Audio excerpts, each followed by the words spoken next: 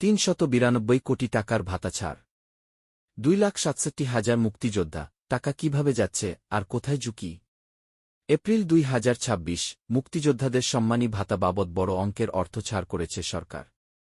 মোট ২,৬৭,১৩৯ জন উপকারভোগীর জন্য বরাদ্দ দেওয়া হয়েছে ৩৯২,৪৬,৫৯,৬০৮ টাকা। এই পুরো প্রক্রিয়া এখন ডিজিটাল।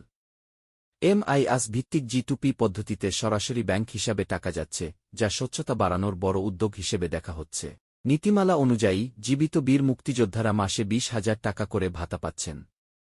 অন্যদিকে মৃত মুক্তিযোদ্ধাদের উত্তরাধিকারীরা নির্ধারিত শর্তে আনুপাতিক হারে এই ভাতা পাচ্ছেন।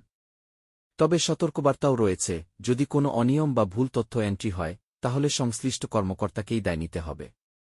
বিশ্লেষকদের মতে, এটি একদিকে সম্মান ও সামাজিক সুরক্ষা নিশ্চিত করছে, অন্যদিকে ডিজিটাল ব্যবস্থার কারণে দুর্নীতি কমানোর সুযোগ তৈরি করছে। সবশেষে প্রশ্ন, এই বিশাল বরাদ্দ কি পুরোপুরি সঠিক হাতে পৌঁছাবে, নাকি এখনও রয়ে গেছে ফাঁকফোকর?